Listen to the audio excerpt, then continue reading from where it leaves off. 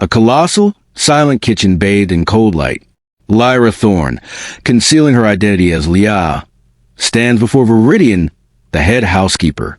Viridian's eyes are suspicious and cold. Lyra maintains a carefully constructed facade of professionalism and desperation for work. Viridian's warning is delivered with chilling clarity. Rules are absolute and consequences are permanent. Lyra accepts the heavy key card, feeling the weight of the infiltration begin. Lyra moves through the immense hall in her black uniform, cleaning with meticulous focus. The air suddenly thickens. Zenith Kane appears at the far end, his movement predatory and still. His burnt amber eyes, radiating absolute power, cut through the space and lock onto Lyra. She instinctively drops her gaze, but the heat of his presence is overwhelming. He stops directly beside her. She feels his expensive suit, his physical dominance. He forces her to look at him, stripping away her guard with his intense, possessive scrutiny. He asserts his ownership over her space and time before walking away, leaving Lyra trembling with a mixture of fear and rage, refocusing on the critical mission ahead. Lyra sits rigid on her small bed, reviewing her schematic for the mansion. The lock on her door clicks softly. Zenith enters without permission, bare-chested and powerful, filling the tiny room entirely. Lyra immediately stands, rigid, attempting to assert a boundary he instantly dismisses. He moves with calculated slowness, leaning against the window, blocking the moonlight. He challenges her identity, noting the steel in her spine that doesn't belong to a maid. He closes the distance between them. He lays out his cold, dominant intention. He will come to her room every night, forcing her acceptance through sheer proximity and presence. He gently, possessively cups the back of her head, forcing her eyes up. He presses his mouth to hers, a demand, not a plea. His kiss is cold, thorough, and demanding. She fights internally, but her body betrays her, softening against his steel. He departs silently, leaving Lyra physically and emotionally violated, yet strangely unable to hate the sheer magnetic pull of his dominance.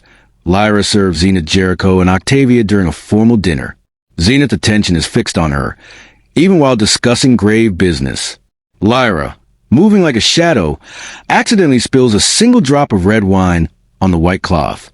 The entire table falls silent, the tension immediate and absolute. Zenith uses a minor error as a meticulous display of control, forcing Lyra to blot the stain and critique her professionalism. He watches her face intently. He delivers a quiet threat about the consequences of weakness spoiling perfection. Lyra feels her composure slipping but forces a compliant expression, accepting the warning.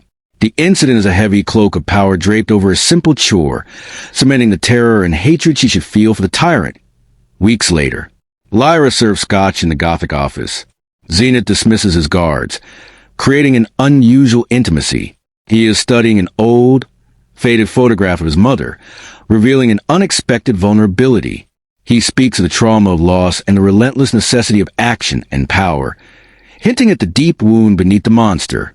Lyra, seizing the opportunity, reveals a small, genuine crack in her own armor, speaking of losing someone and identifying the honesty in his darkness. Zenith accepts the audacious compliment, labeling her a viper. He grabs her hand, pulling her to his side, stroking her racing pulse. He demands she stay, forget her duties, and just be with him, allowing the dangerous silence to deepen their connection. Lyra, in all black, is inside the sterile vault. Her skilled hands navigate the locks. She successfully accesses a data drive, confirming the existence of the comprehensive evidence against Zenith's entire operation. Victory is hers. She hears a sound, the closing of a heavy door, and scrambles to hide the drive in her cleaning cart. Zenith appears, fully dressed, walking toward her. He notes her early hour. He traps her against the marble wall. She whispers a feeling of drowning, and he interprets it as her submission to the truth of him. He kisses her, but this time it is desperate and mutual. She wraps her arms around his neck.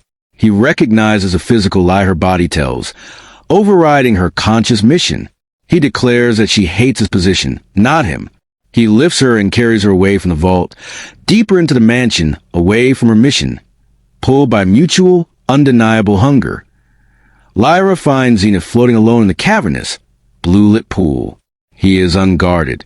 He senses her presence and immediately identifies her fear of water, a sensitive, hidden truth.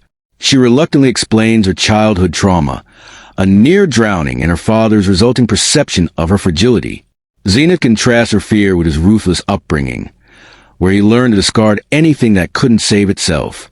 He then pivots, accusing her of hiding a secret about herself. Not evidence, but a truth she desires to confess.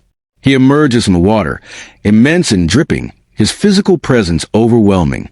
He places his wet hand on her chest, feeling the frantic pulse. She confesses her desire to burn in his toxicity, accepting the wrongness of the craving. He smiles victoriously, tossing her glass aside. He pulls her forward and sinks them both into the cool water, holding her tightly against him in the depth she fears. The shock of the cold is total immersion in his world, a point of no return. Lyra moves through the shadows, consumed by dread. She stops at a service door. The door opens slightly, and Sybil's hand reaches out. Lyra's hand trembles as she transfers the tiny, disguised data drive, confirming the 0800 hours activation time. Sybil attempts to offer comfort and praise, but Lyra rejects the label of hero. Her voice is hollow with guilt, confessing she is about to betray the only man who trusted her. She rejects Sybil's offer of escape, determined to face Zenith herself. The door locks, leaving Lyra desolate and heavy with the weight of her choice. Lyra lies awake, rigid, next to the sleeping Zenith, watching the clock tick. He stirs and speaks of his internal fears, and his need for her to anchor his darkness. He tells her of his decision to promote her, to make her his official partner and queen at his table, the ultimate temptation. Lyra's breath catches, realizing the immense cost of her timing. She asks him about the risk of his new weapon misfiring. He dismisses the fear, declaring his pact to take everyone down if he falls. He pulls her tighter, demanding she sleep. Lyra closes her eyes, uttering a silent prayer for forgiveness, the moment agonizing and perfect. Lyra runs into Jericho. His face is impassive, but his eyes are chilling. He reveals he knows her true identity and her mission. He admits he has let the betrayal proceed because Zenith became weak and trusting. Jericho coldly states his loyalty is to the Empire, not the man, and he is using Lyra's action for a reconstruction. He informs her that her justice is merely his leverage. He gives her 10 minutes, warning her that Zenith will rise again as Jericho's king, and Lyra will become the ghost that haunts him. Lyra is left reeling, recognizing the deep, complex cynicism of conspiracy she just enabled. Zenith is screaming into a dead phone. Jericho bursts in, confirming the systemic, global collapse. Zenith realizes he was defeated by an internal leak. Viridian enters with the undercover agents, and the sirens begin to rise outside. Zenith demands the identity of the traitor. Lyra walks in, dressed in her professional attire, stating simply that she is the cause. Zenith stares at her, the rage replaced by cosmic heartbreak. Lyra confesses her name and her true motive, justice for his victims. She admits she fell in love with him but had to act.